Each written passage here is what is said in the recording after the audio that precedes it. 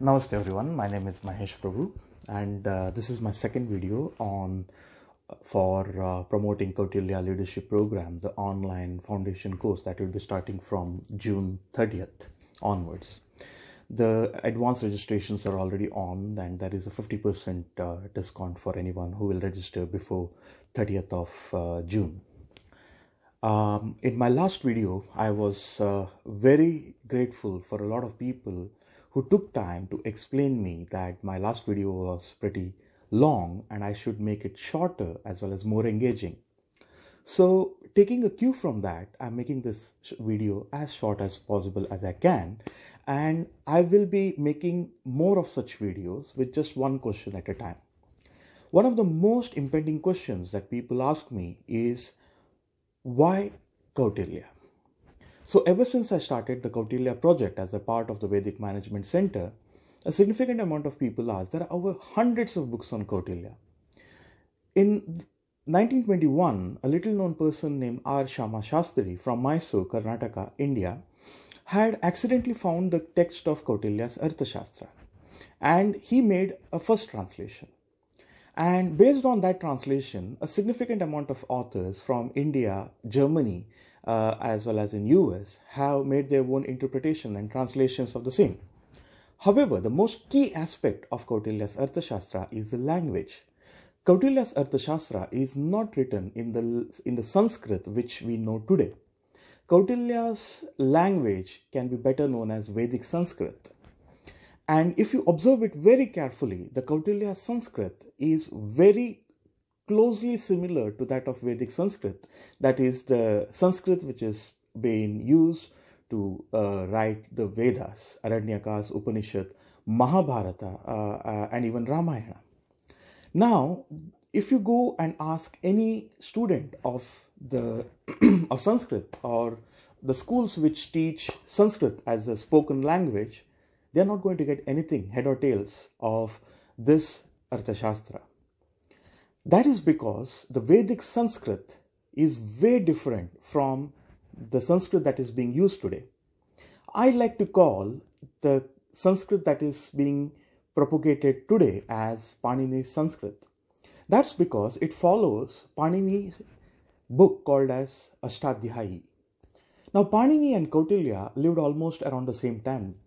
There are more chances that they were both contemporaries. Yet, Panini makes no mention of Kautilya in his book. And that is the reason why a lot of people doubt if Kautilya even existed. However, if you read my book, Kautilya Understanding the Colossal Genius, you would clearly know that there was a person called as Kautilya and that his original ideas helped build India's most formidable empire that made India as it is known today. So, the British, when they left, they often suggested that the whole of the India was integrated by the British. British never integrated India. They just ruled it. They let anyone who could know to them, who could accept their superiority, to take an active participation, in their own princely states. There are 512 approximately princely states who had independent charge, who just had to pay taxes to the British government, and they could do anything and everything as they may please. So, British never integrated India.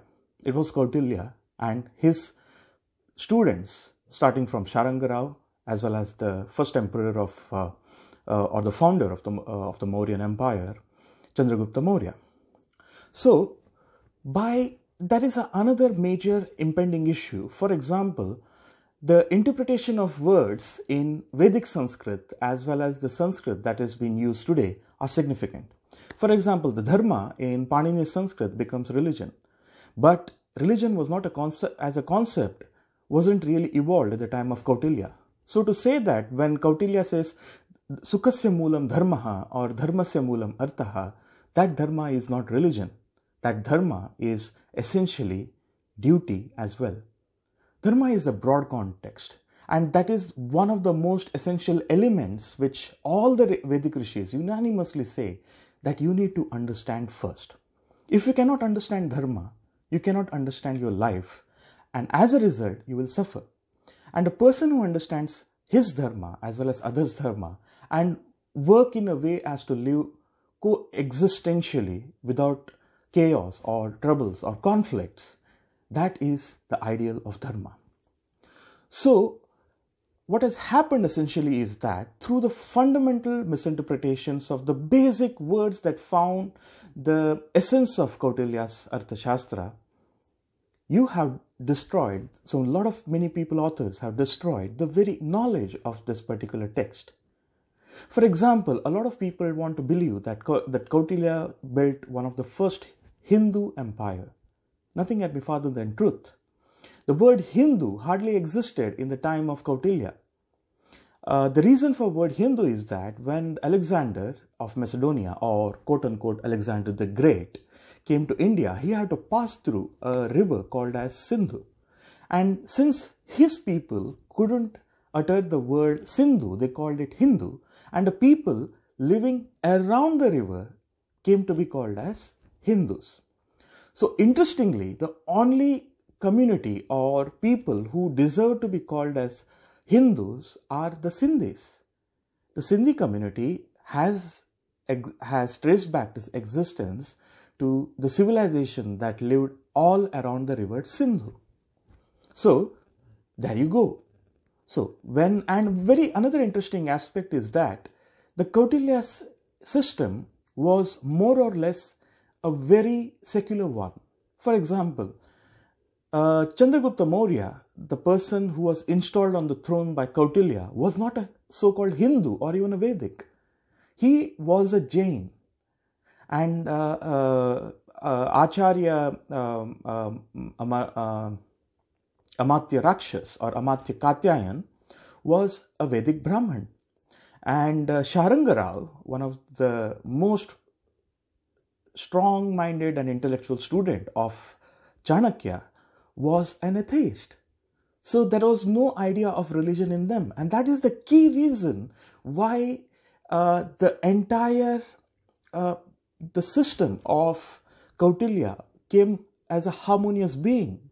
That is because it was all accepting. It became easier for people across the subcontinent during that time to accept this empire. Another interesting aspect is that the Buddhism spread to its peak thanks to the Mauryan Empire. Ashoka, the third empire of the Mauryas, was an ardent Buddhist. He was born a Buddhist to a Buddhist mother, and he practiced Buddhism all his life.